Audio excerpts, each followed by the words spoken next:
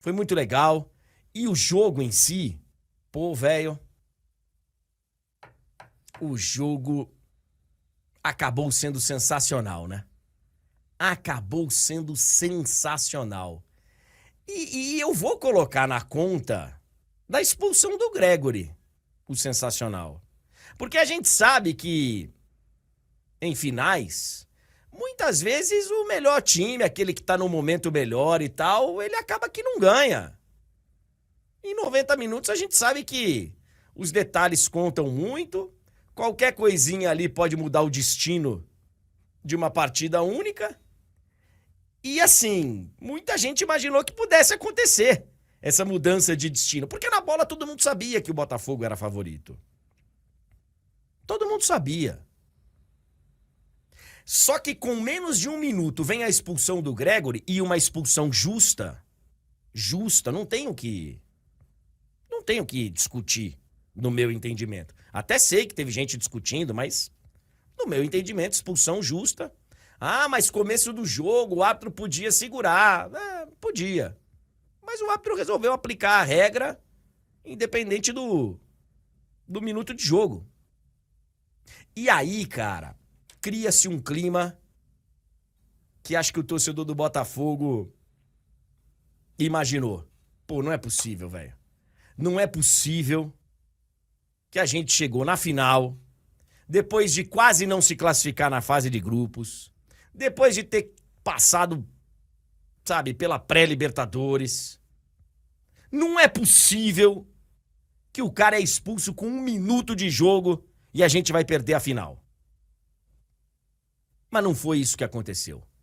O Arthur Jorge foi corajoso, teve uma leitura de jogo espetacular, teve confiança no time dele. Porque ele não muda o time. E aí o Luiz Henrique volta, ajuda e vem pra marcar. Todo mundo se sacrifica. E o Botafogo faz uma partida de gente grande. Ah, mas o Atlético Mineiro teve chance? Teve! Que bom que teve! Fez da final ainda um jogo com mais emoção. Eu vi imagens de torcedores do Botafogo. Caraca! Depois que o Vargas faz o gol, meu Deus do céu! E agora? Foi uma grande final. Não foi aquela final, sabe? Só de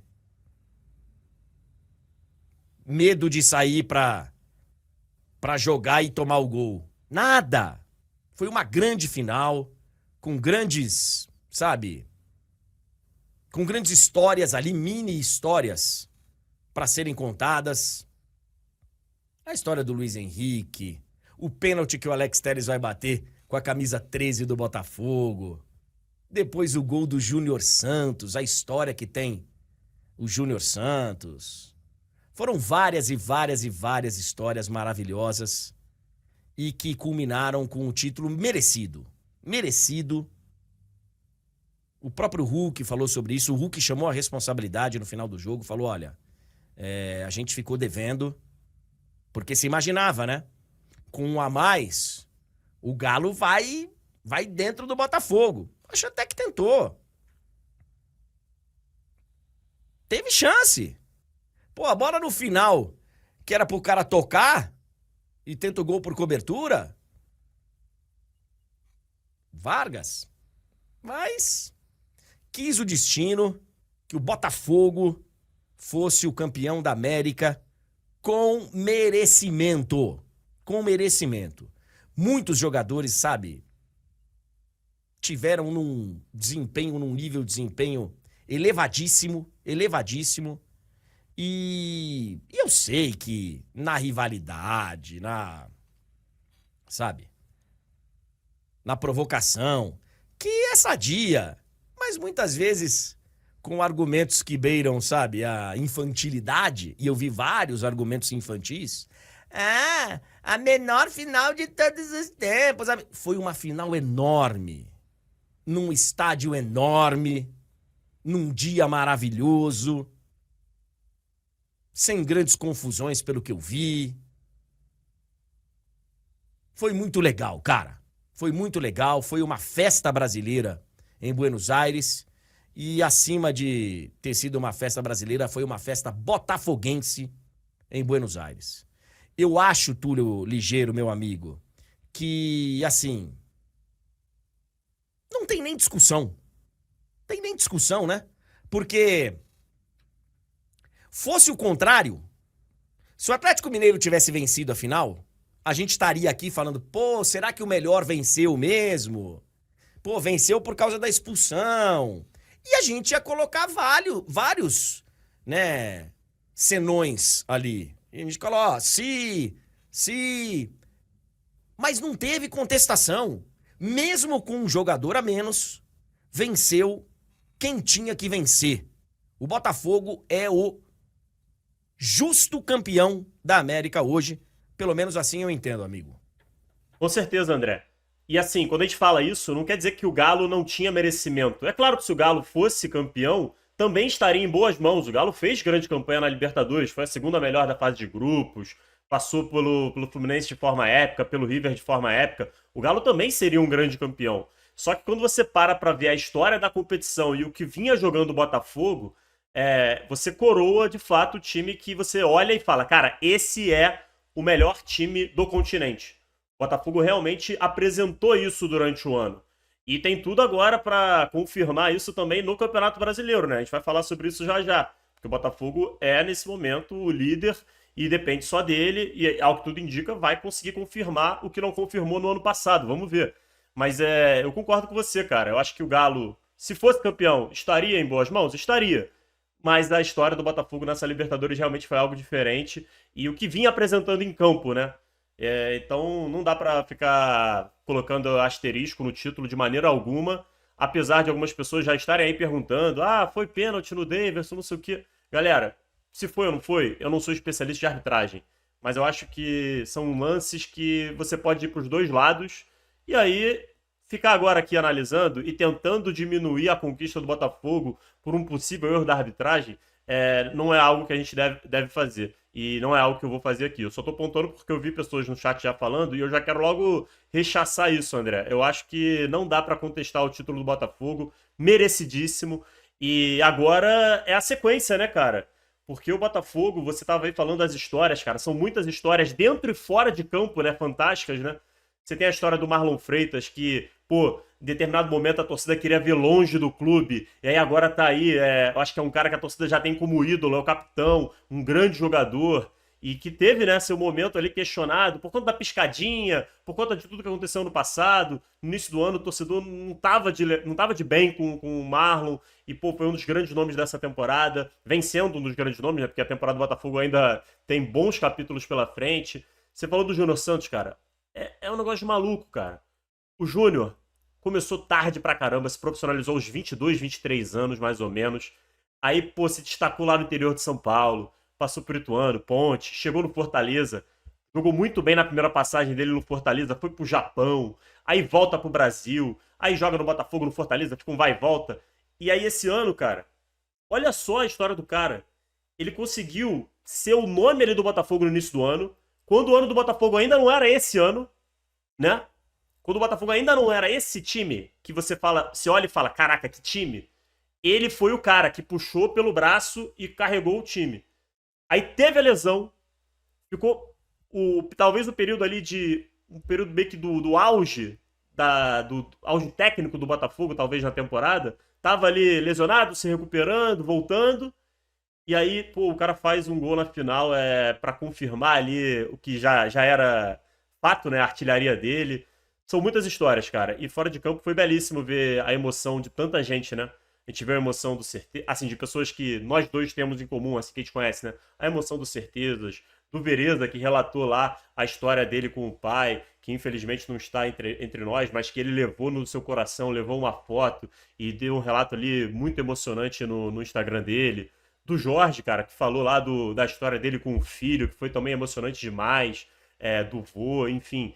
São muitas histórias, e essas histórias deles, que o Certeza inclusive contou pra gente na live de sexta, e o Certezas falou sobre isso e falou muito bem, são as histórias de pessoas que a gente conhece, que o público conhece, pelo menos o público aqui da live, no caso do Vereza também, e que são histórias, cara, muito parecidas um de tantos e tantos outros botafoguenses. Na minha família, por exemplo, cara, essa história do Vereza, eu tava conversando com meu primo, com meus primos que não são botafoguenses, mas que têm pais botafoguenses e que infelizmente eles não estão aqui e eles estavam chorando, felizes, sabendo que aquele momento eles queriam muito ter vivido, infelizmente não viveram, e tantos relatos, cara, é fantástico, é muito futebol, entre tantas outras coisas, André, ele é muito legal por isso também.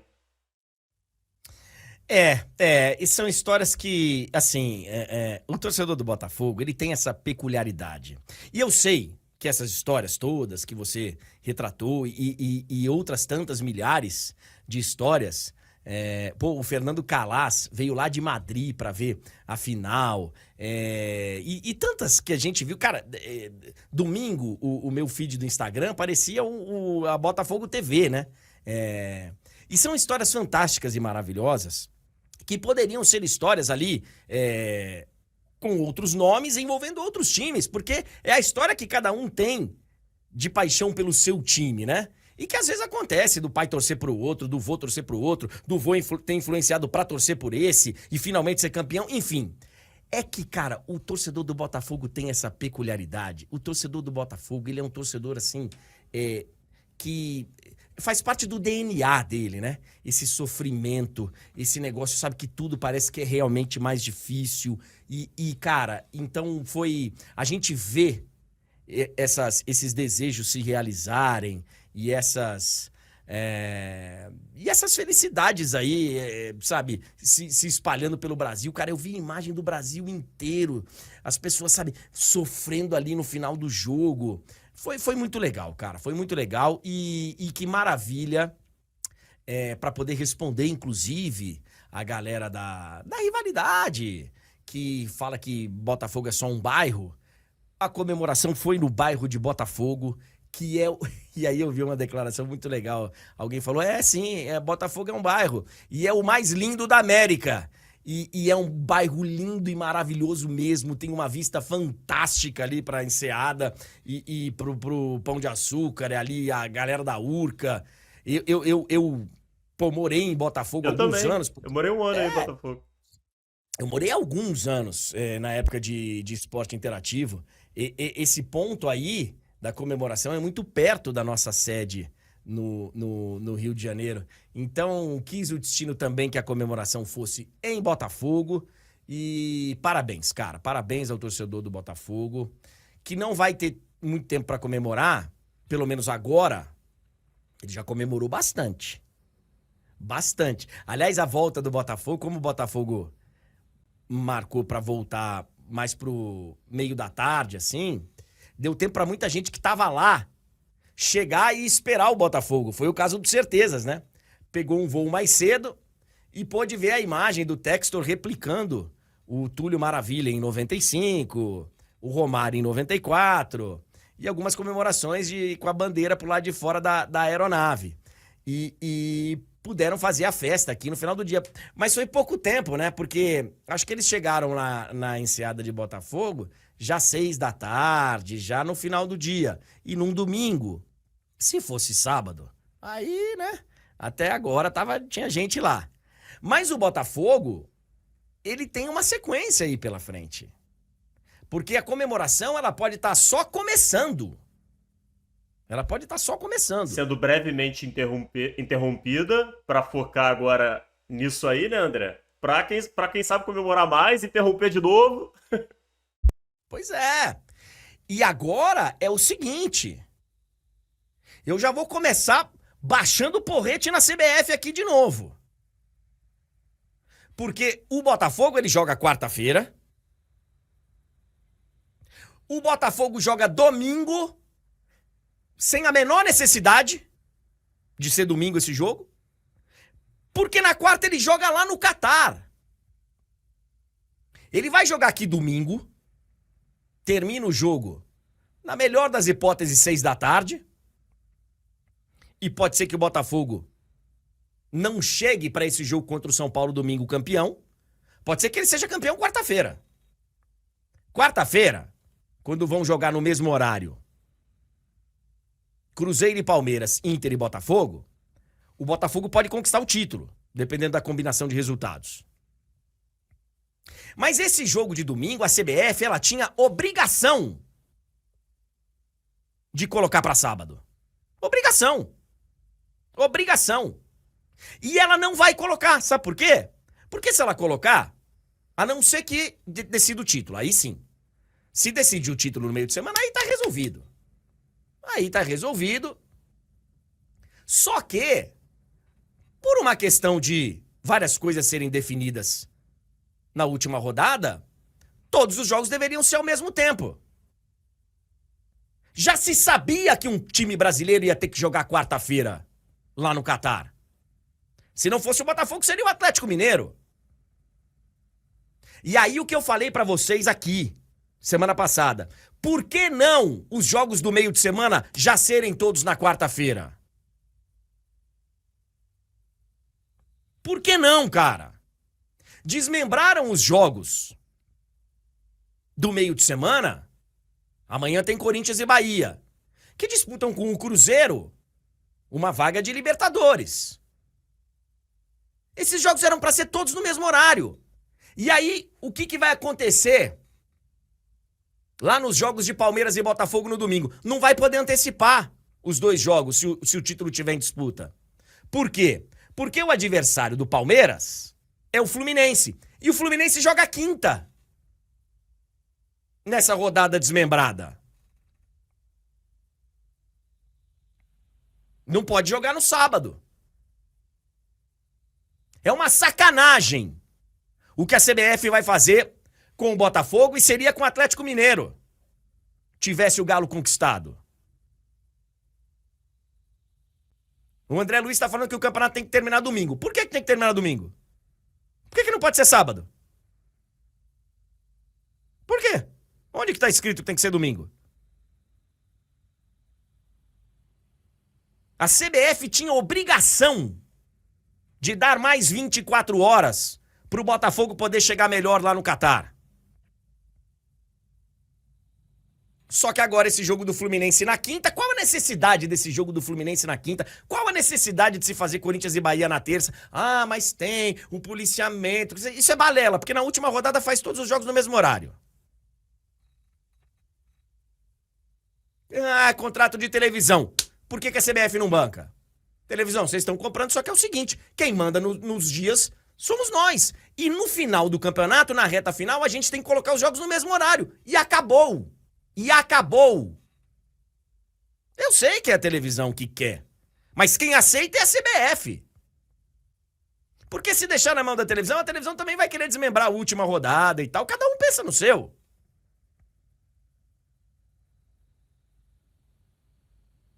O Botafogo vai ter que jogar no domingo às 4 da tarde. Vai ter que viajar 14 horas. Isso é só a parte do voo, tá? Só a parte do voo. Do voo. Porque você ainda tem que chegar 2 horas antes no aeroporto. Você tem todo o trâmite de passar por Polícia Federal. Tem o desembarque lá no Catar. Então, o Botafogo vai aqui para 2 jogos decisivos. Pode ser que o de domingo não seja. E aí dá uma aliviada. Mas quarta-feira, esse time tá em campo às 2 da tarde no horário do Brasil, contra o Pachuca, definindo uma vaga na semifinal do Intercontinental. Se passar pelo Pachuca, joga contra o Al-Ahly. E se passar contra o Al-Ahly, joga contra o Real Madrid. Real Madrid. E a CBF, pô, não pode? Assim, ó. Já aceitou mudança de jogo para outros clubes em situações muito menos importantes para o futebol brasileiro. Não é importante para o futebol brasileiro chegar lá e fazer um bom papel no Intercontinental? Hã? Não é só para o futebol brasileiro, é para o futebol continental. Para o nosso continente, que nos últimos tempos tem ido lá, ganha uma, perde outra, ganha uma, perde outra, ganha uma, perde outra, nem final joga. Nem final joga. Pô, custa, cara. Já mudaram jogos assim, ó, bem... Pô, com argumentos bem rasos aí durante o campeonato. E eu falei antes, todos os jogos tinham que ser no mesmo horário. Não estão lembrando... Como não estão lembrando no ano que vem? O Campeonato Brasileiro vai terminar no dia 21 de dezembro e tem Intercontinental. É uma sacanagem com o Botafogo. É uma sacanagem com o Botafogo, seria com o Atlético Mineiro também.